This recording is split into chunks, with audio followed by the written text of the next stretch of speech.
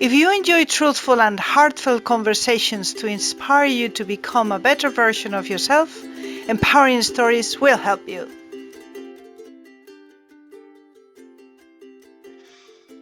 Hello, Anna. How are you? Hello, I'm very good. Excited to be here and be interviewed by you. Yeah, how are you? Oh, thank you so much. Thank you so much. I'm so excited to have you in the program. Anna, for those of you who don't know her, is a beautiful human being inside and out. You can see the outside now in the picture, but you get to see the light that is inside this young woman. And I came to my life through my eldest son, Jaime. For that, I will always be grateful to him. I had the chance, the opportunity, and the honor to spend the lockdown with Anna in my house. And both of us wanted the lockdown to last forever because we were enjoying all our company so much that, well, that's what our wish was for. But however, I mean, things last what they last and everything's perfect. And without further ado, I'll just be quiet and let her talk and share with us some empowering stories.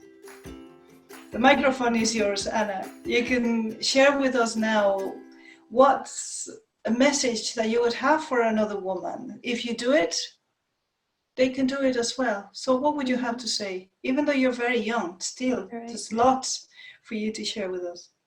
Well, I would say the most important lesson that I learned is to love myself and to fully accept myself.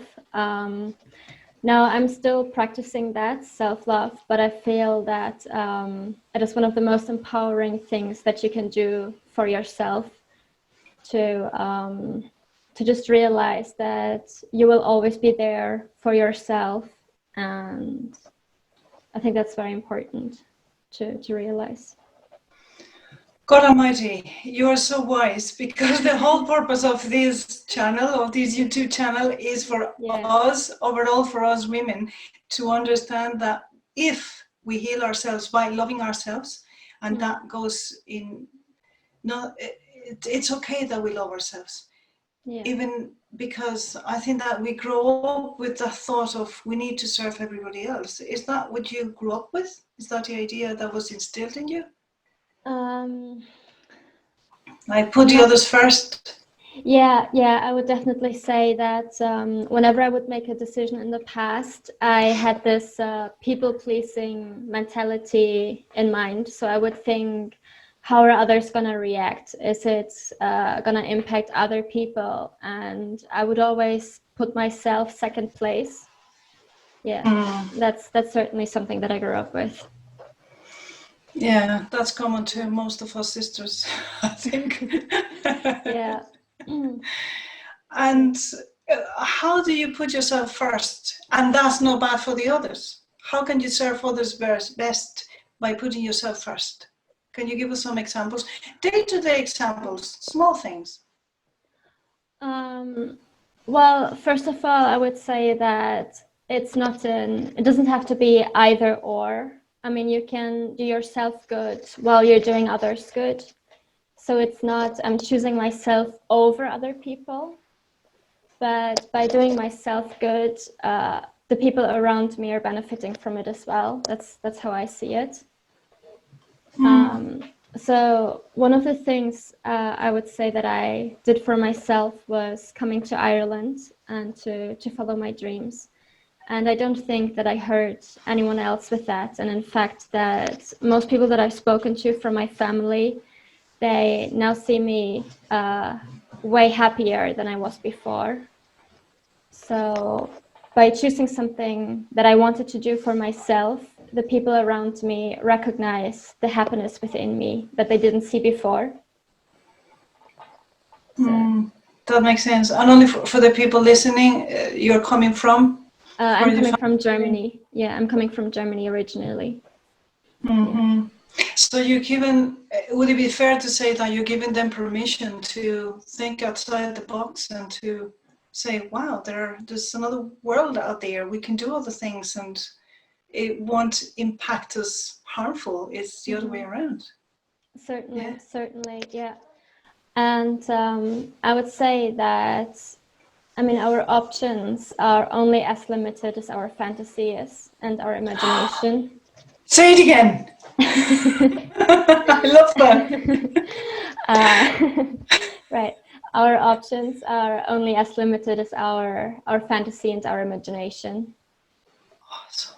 And it is ourselves who are putting barriers in front of us. And by realizing that those barriers are imaginary, we can overcome them. Yeah, and how can we overcome them? Number one, what can we do to first know that we're limited? How do you learn it so that others can benefit from your wisdom? Well, one thing that is definitely an important factor is to reflect. So to always think about your actions and to reflect on them and what you can do better, what you can do differently, and what put you where you are now, and where do you want to be, and how can you get there. So it's sort of a very analytical process, I would say. So sit down at the end of the day or at the end of the week and say, what triggered me this week? And this is what triggered me. And I was upset the whole day, for instance, or I really wanted to go to Ireland or to another country if it's another person, but then that might upset this person, and then think, well, maybe that's just my imagination. I can ask this person whether they would be upset if I leave, or things like that. Yeah, that is certainly a good example. And also the way you were talking about approaching other people and actually asking them if they would react a certain way or not. Yeah, that's the 4 agreements of Dr. Miguel Ruiz. One of them is don't make assumptions. that's I mean, the day that I read that is, oh, that's true. I don't know what the others are thinking. It's just my head playing tricks on me. It is only your own interpretation of a person.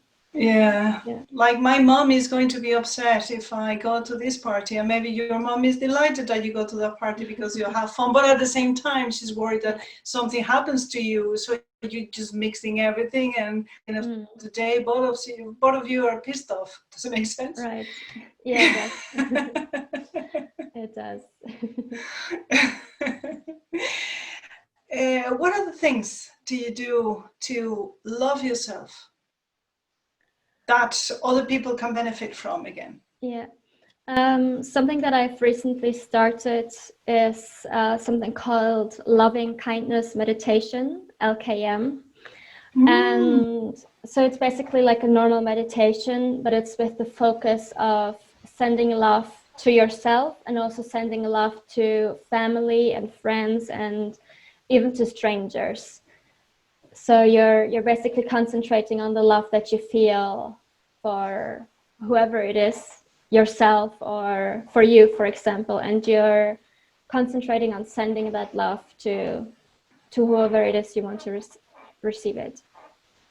Okay, can we go a bit deeper into this? Yeah. So let's say in the morning you wake up and you say, I'm going to do this meditation. Do you listen? Is a guided meditation, or do you do it yourself? What do you do? Do you breathe? And then how does it go exactly? I usually do it in the evening. So I make the room very dark, and then I light some candles to create a nice, relaxing, warm atmosphere.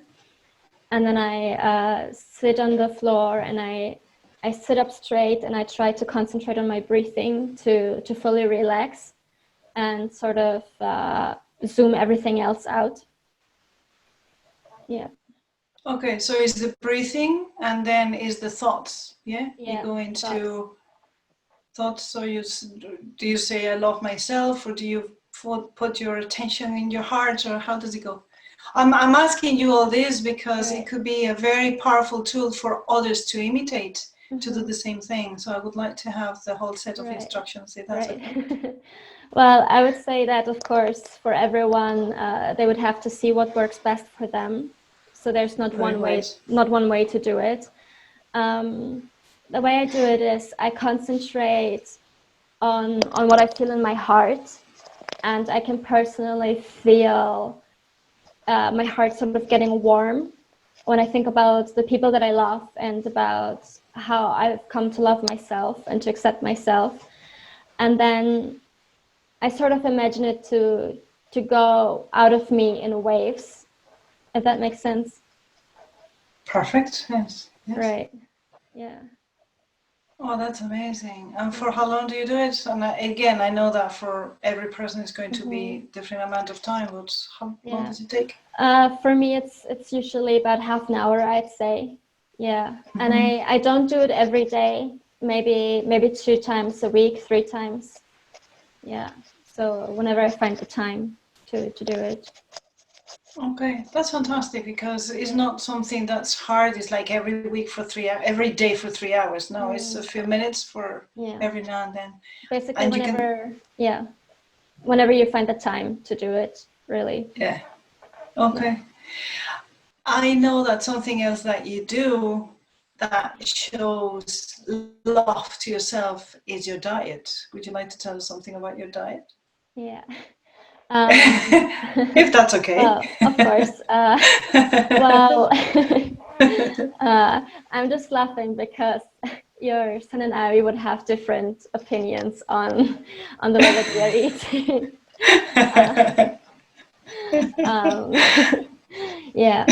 So as you would know, I'm eating a vegan diet for the past year, and basically the health aspect behind it is to only put things into my body that are good for me and that are not harming me.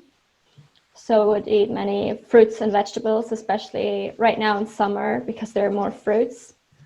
But of course, as most people, I can't say no to some chocolate. Of course. But I think even that, if you get away from that mindset that you feel bad about eating certain food, that can also be very empowering and a way to show love to yourself, that it's perfectly okay to eat whatever you're craving, and you don't have to feel bad about it. Yeah, I completely agree with you because if we're thinking, oh, I shouldn't eat this, I shouldn't eat that, or oh, this has gluten, oh my God, it has gluten, then we're feeling so disempowered. It's like, I have this wonderful tongue and these fantastic teeth, and you see my butt, and all these states in the world to experience, and I'm incarnated in the body. I can actually use my body to enjoy food, whatever it is. It could be chocolate, and maybe some people enjoy, I don't know, Brussels sprouts, whatever. So what's the point of saying no, no, no? Yes, I agree with you. I mean, you don't need to eat 3 kilograms of chocolate every day, but don't say no. That's very empowering. So empowering, empowered, and powerful. That's a set of words that certainly resonate with you now, doesn't it? Yeah, they do. Yeah. Thank you for teaching me. Yeah. Oh, forget about that. No, she's saying that only because I told her, I gave her a couple of tips, but the work comes from you guys, from Anna in this case, and for whoever wants to do the work.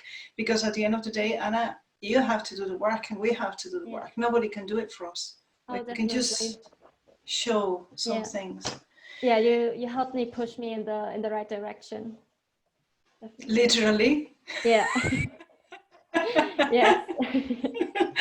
Yes. We're laughing because I literally pushed her with my hands a little bit, very gently and lovingly, but I did push her.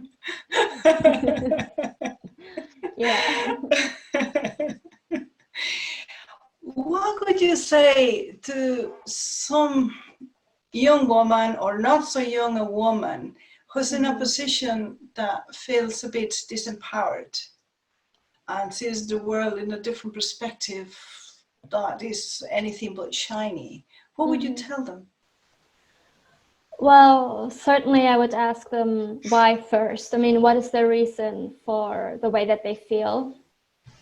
And then what can they change about it? What do they personally think they can change about it? And I mean, if they think that they cannot change anything about it and feel helpless, then of course I would tell them that that is just a feeling. It's not the reality. There is always a way to overcome problems in your life, and you will always inevitably regain control and power over your own life. I'm speechless. I'm absolutely speechless. Absolutely speechless. Would you say that sometimes we don't even see the jar, because the label on the jar, because we're inside the jar? But we can all feel that inside there's something that's not going smooth. Yeah. So what would be step number one? Step number one. Well, step number one, I would say, is to try to get a different perspective, because as you said, we're in ourselves, and we can only see so far, and we can't, it's always difficult to find a different perspective. But once you do find a different perspective, and you can do that by yourself or by researching or by confiding in a friend, and they will tell you their perspective, and you're like, oh, that makes sense. So I think getting a different perspective is the first step to see your problem as maybe something different than you thought, or it's not actually a problem, or hey, I can do this about it, or I can do that about it, that you wouldn't have thought about from the perspective that you were in at the beginning. Yeah, it makes perfect sense to me. Perhaps before you do that is the decision. There's something inside me that is not going smooth. I want to change it. Right. Yeah, is that fair? Make the decision. And you said something there that I think is very important. Look for information outside, which is exactly what you said, is do some research, or ask a friend, confide in somebody, or with a professional. I mean, you can go to a psychologist, or... Of course, yeah. I mean, if you look for it, the help is there. But as you said before, you have to make the decision to look for help. And what you said before, the decision to be, I want to change, is very important. You want to be in a place where you want to change for yourself and not for other people. Yeah, because we get so comfortable being uncomfortable, don't we? Oh, poor me, you don't understand me. My childhood was such and such, and you don't understand, and the worst conditions. Yeah. Playing the victim doesn't take us anywhere, does it? Oh, well, it takes us as far as here, but yeah, I think a very important message here that is coming across this conversation, and then correct me if I'm wrong, is that most importantly is by playing small and being the victim, we're not helping anybody. And our belief could be, I'm pleasing this person if I play small. I'm being the good girl, I'm being the fantastic daughter, I'm being an example for my community if I don't know, go to Mass every Sunday, even though I don't want to go. But we're not helping anybody. We're not helping ourselves. We're not empowering ourselves. We're not empowering other people. We're not being a leader to ourselves and to others. Yeah. Definitely. Yeah. Having tried both sides, which one do you take? Well, your laughter says it all. Of course. Yes. What was I going to say?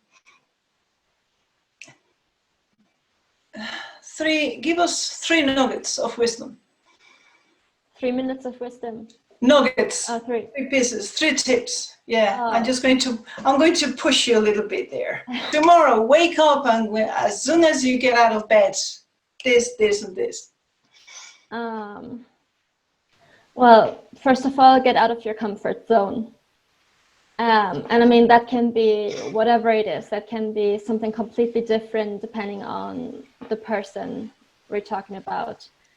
And just, for example, do something that you've always wanted to do, and that you always thought, oh, I wouldn't be able to do this, or I can't do this because. Say stop this right now to yourself and just do it. Look into where can I do it? How can I do it? When can I do it? And then just do it. So step out of your comfort zone would be one of my tips. And then another tip, maybe, if you have the time, go for a walk. Leave your phone at home, no distractions, and just take in the beauty of the nature or of the people around you, and let the sun shine on your face, or if it's raining, feel the rain droplets on your skin, and just sort of embrace nature and the people around you. That would be another tip.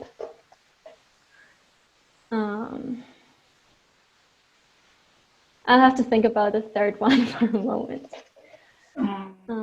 Maybe, can I help you there? Oh yeah, please. If you don't, tip number 1 and tip number 2, give yourself a little piece of chocolate and enjoy it. Oh, yeah. Celebrate. Definitely. Definitely. Celebrate. Yeah. Celebrate. Yeah. Anna, I'm absolutely drooling looking at this wonderful woman in front of me. So strong and so sweet, so wise, so knowledgeable. And you see, radiating this light that's inside you, and that we all have inside. Let Anna be an example for you. Just let our femininity come in outside, or your masculinity, whatever it is. Let your light shine through, and you'll help yourself and you'll help others, and you become as beautiful as this woman. It's a recipe. It's a recipe. If people want to connect with you, Anna, where do we send them to? Well, you can find me on LinkedIn. That would probably be. Okay, excellent. I'll put the link underneath in the video. And any last minute thoughts that you want to share with our audience? Subscribe to the channel.